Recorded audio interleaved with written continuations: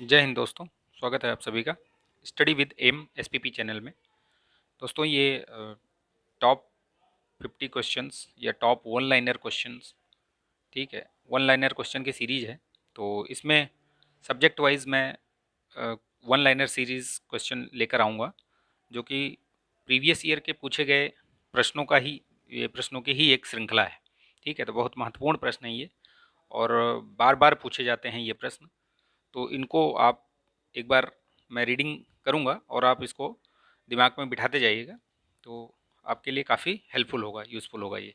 ठीक है, चलिए, प्राचीन भारत का इतिहास, ये घटना चक्र का जो जीएस वन लाइनर वाला है सीरीज़, उसी से है।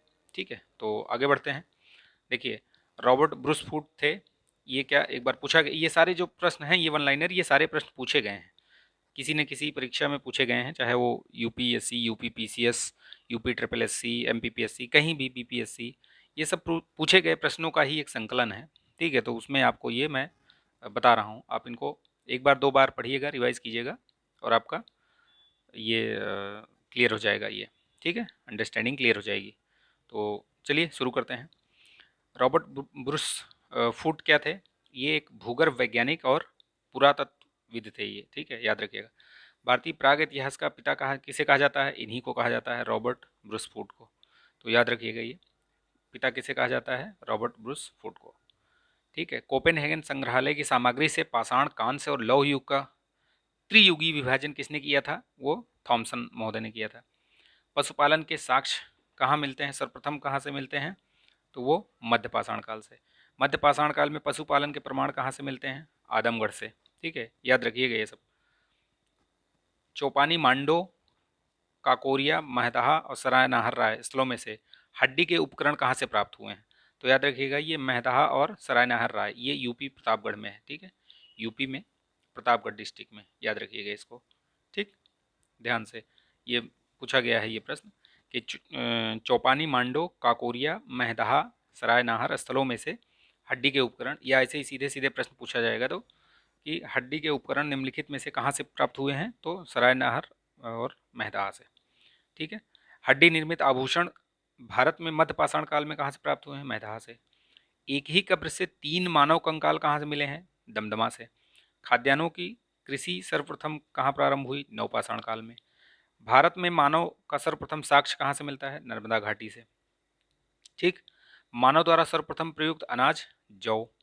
भारतीय उपमहाद्वीप में कृषि के प्राचीनतम साक्ष्य प्राप्त हुए हैं कहाँ से? लहुरा देव से।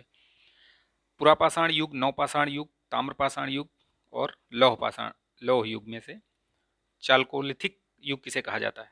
तो ताम्रपाषाण युग को ही चालकोलिथिक युग कहा जाता है। ठीक है, ताम्रपाषाण युग को याद रखिएगा। आम्र, मेहरगढ़, कोटदीजी तथा कालीबंगा में से वह पूरा स्थल जहाँ से पाषाण संस्कृति से लेकर हड़प्पा सभ्यता तक के सांस्कृतिक अवशेष प्राप्त हुए हैं।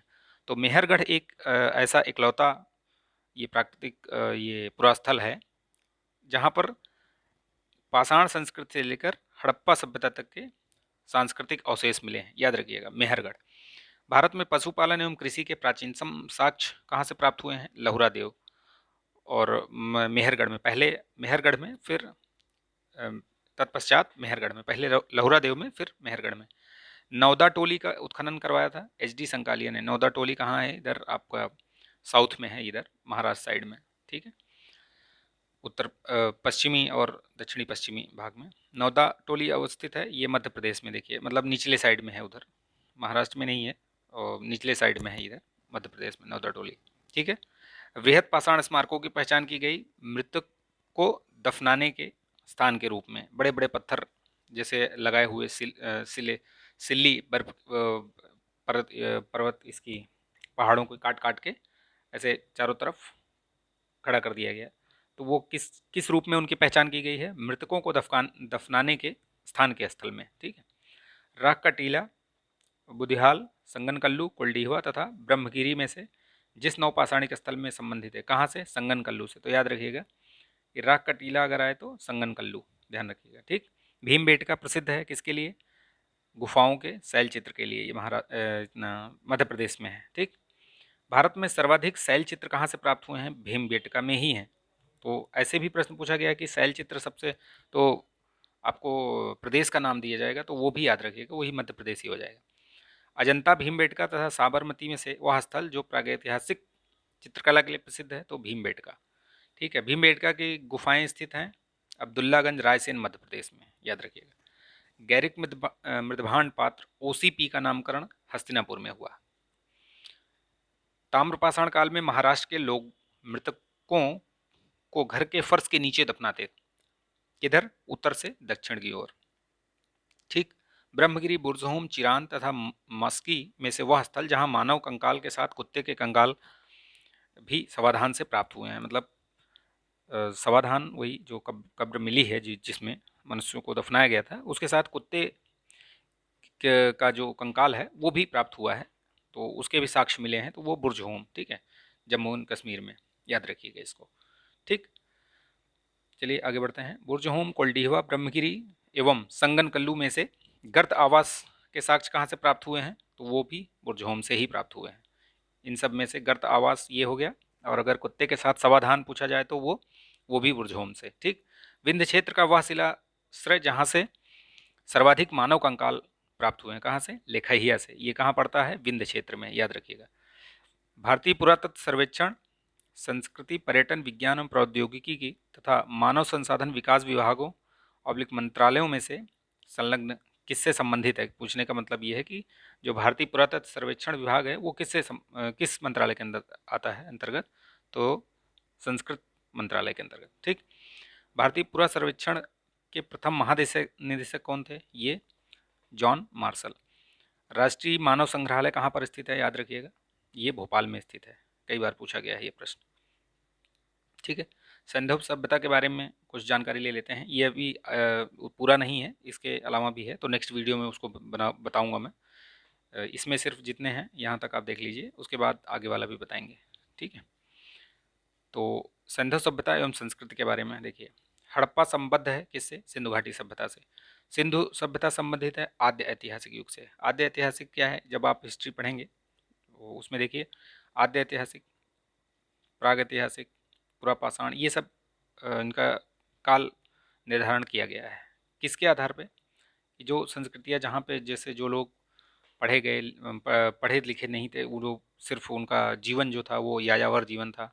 फिर थोड़े थोड़े उन बस्तियाँ बसनी शुरू हुई। ठीक है, कृषि करना प्रारंभ किया। लेकिन जो ये आद्य ऐतिहासिक क्या है, इनकी यहाँ पे जो लिपि लिखी गई है वो अभी तक पढ़ी नहीं जा पाई। ठीक है, तो वो आद्य ऐतिहासिक सिंधु सभ्यता में। ठीक है, तो ऐतिहासिक वो हो गया जो हम पढ़ सकते हैं, जो लिखा गया है वो पढ़ सकते हैं लिपियों को, तो वो ऐतिहासिक हो गई। ठीक है, सिंधु घाटी सभ्यता गैर आर्य थी। क्यों? क्योंकि वह नगरीय सभ्यता थी, याद रखिएगा। ठीक है, गैर आर्य थी, ये सेंटेंस में भी पूछा जाता है और डायरेक्ट भी पूछा गया है। सिंधु घाटी सभ्यता को आर्यों से पूर्व रखे जाने का महत्वपूर्ण कारक मृदभांड है। मृदभांडों के आधार पर ही इनका काल निर्धारण किया गया है। ठीक है, सिंधु घाटी संस्कृत वैदिक सभ्यता से भिन्न थी क्योंकि इसके पास विकसित शहरी जीवन की सुविधाएं थीं। इसके पास चित्रलेखी लिपि थी। इसके पास लोहे और रक्षा शास्त्रों का ज्ञान का अभाव था, याद रखिएगा। हड़प्पा संस्कृति की जानकारी का प्रमुख स्रोत क्या है? पुरातात्विक खुदाई, क्योंकि जब उनकी खुदाई हुई तभी पता चला। ये ज़मीन में ऊपर तो थे नहीं, सब नीचे दबी हुई थी सभ्यताएं, ये जितनी भी इनके इनके क्षेत्र थे। तो जैसे जैसे खुदाई प्रारंभ हुई वैसे वैसे जो है इनका पता चलता गया धीरे धीरे। देखिए, हड़प्पा सभ्यता से संबंधित उत्पत्ति के संदर्भ में कुछ लोगों ने बताया कि कहाँ से क्या है। जैसे EJH मैके मैके महोदय ने क्या क्या बताया है कि ये सुमेर से लोगों का पलायन। व्हीलर महोदय ने क्या बताया कि पश्चिम एशिया से सभ्यता के विचार का प्रवसन हुआ। अमलानंद घोष ने क्या बताया? हड़प्पा सभ्यता का उद्भव पूर्व हड़प्पा सभ्यता की जो परिपक्वता के परिणाम स्वरूप हुआ। ठीक है, भारत में चांदी की उपलब्धता के प्राचीनतम साक्ष्य मिलते हैं कहाँ से? हड़प्पा संस्कृति से। हड़प्पा में मिट्टी के बर्तनों का सामान्यतः प्रयोग हुआ था, लाल रंग का। ठीक है, मूर्ति पूजा का आरंभ माना जाता है पूर्व आर्यन से। आर्यन सभ्यता जो पूरे पूर्व आर्यन सभ्यता से माना जाता है। ठीक। गाय, हाथी, गैंडा, बाघ पशुओं में से वह जिसका हड़प्पा संस्कृति में पाई गई टेराकोटी कलाकृति में निरूपण नहीं हुआ है वो गाय। गाय कहीं नहीं आपको दिखेगी। ठीक है, वो वैदिक उससे युग से उसका उनकी चर्चा मिलती है गाय की। ठीक है, देखिए, ये सुमेलित स्थल वाला छोड़ दीजिए, ये नेक्स्ट वीडियो में मैं बताऊंगा। वैसे लोथल में गोदीवाड़ा प्राप्त हुआ है और कालीबंगा में जुता हुआ खेत, ध्यान रखिएगा, ठीक है। इसका आगे का पार्ट मैं नेक्स्ट में बनाऊंगा। छोटे छोटे वीडियोज़ बनाएंगे ताकि आपको देखने में आसानी रहे और चीज़ें आपको याद रहें, ठीक है। एक बार दो बार देखिए इनको, आपको याद रहेगा ये सब, ठीक है। और प्रीवियस ईयर के जितने भी क्वेश्चंस हैं वो बहुत ही महत्वपूर्ण होते हैं, ठीक है। आप मान के चलिए कि 15 से 20 क्वेश्चन ऐसे होते हैं जो प्रीवियस ईयर पे डायरेक्ट पूछे जाते हैं या फिर उनको थोड़ा सा उनका सेंटेंस बदल कर पूछा जाता है। यूपी पीसीएस और यूपी ट्रिपल एससी इन सब एग्ज़ामों में तो बहुत बार पूछा जाता है ये क्वेश्चन, ठीक है। तो चलिए मिलते हैं नेक्स्ट वीडियो में। आई होप कि आपको ये वीडियो पसंद आया होगा, जानकारी अच्छी लगी होगी। तो जानकारी अच्छी लगी तो प्लीज़ लाइक शेयर कर दीजिए, कुछ डाउट है तो कमेंट कीजिए, और नए हैं तो चैनल को सब्सक्राइब करके बेल आइकॉन को प्रेस कर लीजिए ताकि वीडियो का नोटिफिकेशन आपको मिलता रहे, ठीक है। मिलते हैं नेक्स्ट वीडियो में, तब तक के लिए धन्यवाद। जय हिंद, स्वस्थ रहें, मस्त रहें, बिंदास रहें।